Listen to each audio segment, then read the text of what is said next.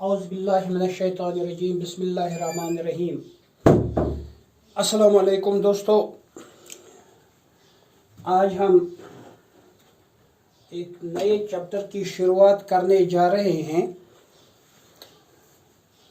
जिस चैप्टर का नाम है एरियाज रिलेटेड टू सर्कल्स। अब इसमें इन्होंने फॉरमोस्ट थिंग जो हमें डिस्कस करनी है वो पहले सर्कल का एरिया है। पिछली क्लासों से हम ये देखते आए हैं कि एक सर्कल अगर हमारे पास है जिसका सेंटर O और रेडियस R है,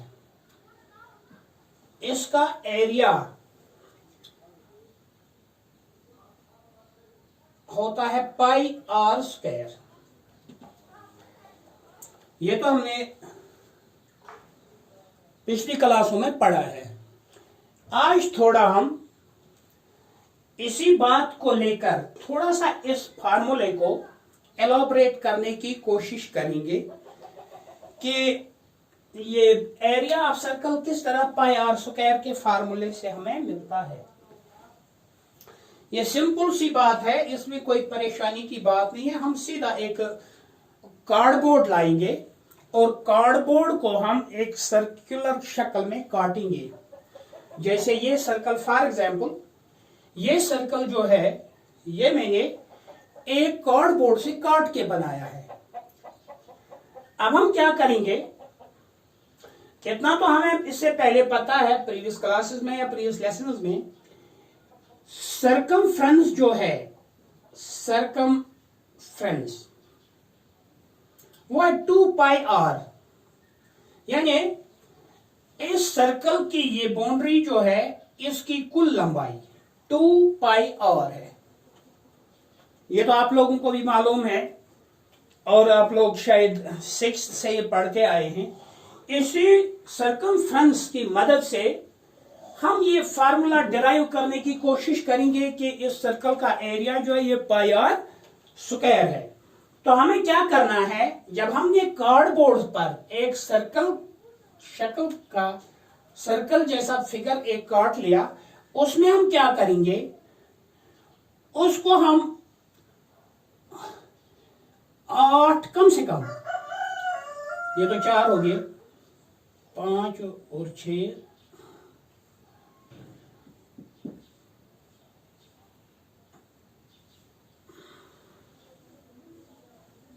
1 2 3 4 5 6 7 और 8 हिस्सों में हमने इसको बांट लिया।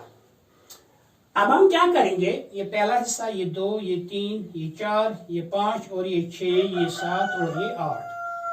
अब हम क्या करेंगे, इसके बाद हम एक बार फिर इसके ये डिफरेंट पार्ट्स जो हमारे पास आ गए, इनको हम काट कर अलग अलग अरेंज करेंगे। लगभग ये इस तरह की शक्ल हमें मिलेगी। एक पार्ट हमने ऐसे रखा, दूसरा पार्ट हमारा इस तरह आएगा, तीसरा पार्ट हमारा इस तरह कुछ आएगा और चौथा पार्ट हमारा कुछ इस तरह का आएगा। इसी तरह 5 6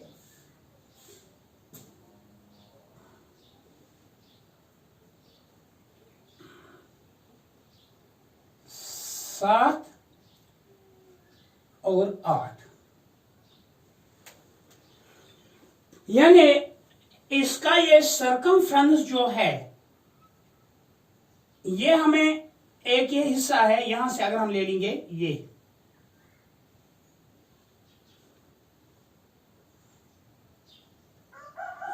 2 बराबर हिस्सों में बट गया। और ये जो है ये लाइंस, ये इसके रेडियस हैं, क्योंकि मैंने आपको बताया था जब हम इसके कम से कम 8 पार्ट होने चाहिए, हम ज्यादा भी ले सकते हैं।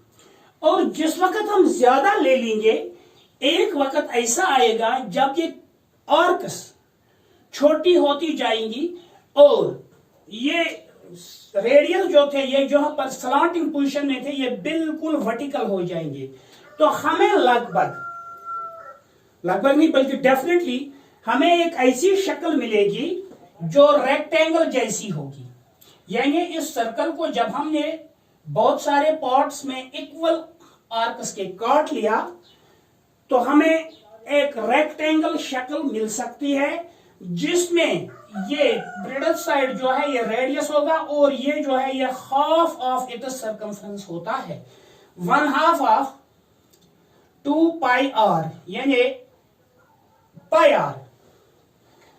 ये एक्सपेरिमेंट से हमें क्या पता लग गया कि अगर हम इस सर्कल को, मैं एक बार फिर रिपीट करूंगा, अगर हम इस सर्कल को छोटे छोटे आर्क्स के बराबर होनी चाहिए लेकिन आर्क्स की लंबाई, तो हमें क्या मिलता है, हमें एक 4 साइडेड फिगर पहले मिलेगी, लेकिन जितना हम इसके छोटे और पार्ट्स बनाएंगे तो ये शक्ल जो है ये 4 साइडेड फिगर जो है ये एक रेक्टेंगल की शक्ल अख्तियार करेगी। अब इस रेक्टेंगल की डायमेंशंस क्या हैं? डायमेंशंस क्योंकि मैंने देखा इसके पूरे सर्कमफ्रेंस के 2 पार्ट होते हैं, एक ये पार्ट है ऊपर वाला और एक ये पार्ट। इस रेक्टेंगल में ये लंबाई जो है ये हाफ ऑफ इट्स सर्कमफ्रेंस होगी और ये ब्रेडथ जो है ये रेडियस है। तो इसके हिसाब से अगर हम एरिया ऑफ सर्कल यहां पर देखेंगे, इस सर्कल का और इसका रेक्टेंगल शक्ल का, तो एरिया हमें मिल जाएगा रेक्टेंगल के हिसाब से अगर देखेंगे तो लेंथ इंटू ब्रेडथ, लेकिन ये लेंथ जो है, लेंथ दरअसल इसके इस सर्कल के सर्कमफ्रेंस का हाफ है, तो 1/2 of 2 pi r into breadth जो है, ब्रेडथ मैंने आपको बताया था ये इसका रेडियस जो है ब्रेडथ की शक्ल अख्तियार करता है इसके रेक्टेंगल में, तो ये रेडियस होगा। तो ये 2 और 2 ये खत्म हो सकता है, यहां पर हमें मिलेगा पाई आर स्क्वायर।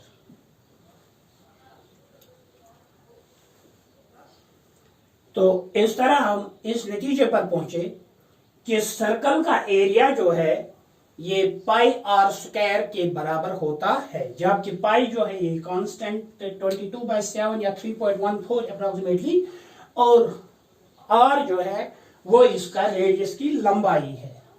अब हम आगे बढ़ने की कोशिश करेंगे, देखेंगे इस सर्कल में और क्या क्या चीजें हमें यहां पर करनी है। फॉर एग्जाम्पल यही एक सर्कल में लेता हूं जिसका रेडियस है आर और इसका सेंटर में ओ रखूंगा। इस सर्कल पर मैं 2 पॉइंट ले लूंगा, एक पॉइंट और एक पॉइंट ले। फॉर एग्जाम्पल इस पॉइंट को मैं मार्क करूंगा ए और इस पॉइंट को मार्क कर रहा हूं मैं बी। यहां पर आप लोग देखिए, हम इन 2 पॉइंटों को 2 तरीकों से जोड़ सकते हैं, मिला सकते हैं। या तो हम डायरेक्टली ए बी को मिलाएंगे, या हम अलोंग दिस पाथ आ जाएंगे ए से बी तक, या हम इस पाथ के अलोंग आ जाएंगे ए से बी तक, या हम इनडायरेक्टली जाएंगे कि हम पहले यहां ए से रेडियस की तरफ जाएंगे, फिर बी से भी सेंटर तक जाएंगे, सेंटर से फिर बी की तरफ जाएंगे। तो 3 सूरतों में हम इन 2 पॉइंटों को जो कि सर्कल पर थे, 3 तरीकों से हम इनको जोड़ सकते हैं। ये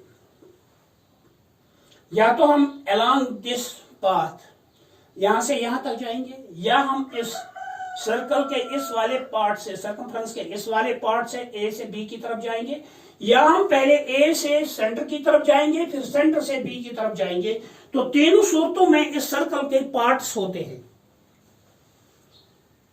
एक ये, चलिए पहले ये 2 चीजें डिस्कस हम करेंगे। अगर हमने इस सर्कल को डायरेक्टली आपस में मिलाया, इन पॉइंटों को आपस में डायरेक्टली मिलाया, इस ए बी पॉइंट को, तो यहां पर इस सर्कल के 2 पार्ट्स होते हैं। ये वाला पार्ट और ये वाला पार्ट, इस तरह सर्कल के ये पार्ट्स जो है इनको सेगमेंट्स ऑफ द सर्कल कहा जाता है। यानी एक ये सेगमेंट है छोटे वाला और एक ये बड़े वाला सेगमेंट है। इसका दो पार्ट्स जो हो गए, जब हमने इस सर्कल पर मौजूद दो पॉइंटों को आपस में मिलाया था तो उससे क्या हुआ, इसके दो पार्ट्स जो बन गए इनको हम सेगमेंट ऑफ द सर्कल कहते हैं। एक बात। अब दूसरी बात देख लीजिए। फॉर एग्जाम्पल हम अब इनको डायरेक्ट एक दूसरे से नहीं मिलाएंगे, बल्कि पहले हम ए से सेंटर की तरफ जाएंगे, फिर सेंटर से बी की तरफ जाएंगे। इस तरह भी इस सर्कल के दो पार्ट्स होते हैं, लेकिन इस तरह बनने वाले पार्ट्स जो हैं वो सेगमेंट नहीं बल्कि सेक्टर ऑफ द सर्कल कहलाते हैं। और यहां पर ये बनने वाला एंगल जो है ये सेक्टर एंगल कहा जाता है। इसको सेक्टर एंगल कहा जाता है। तो बहरहाल आज मैंने आपको सर्कल के एरिया के बारे में बता दिया, सर्कल के सेगमेंट्स के बारे में बता दिया और सर्कल के सेक्टरों के बारे में बता दिया। इंशाल्लाह नेक्स्ट लेसन में हम सीधा इनके एरिया पर आ जाएंगे। Thank you.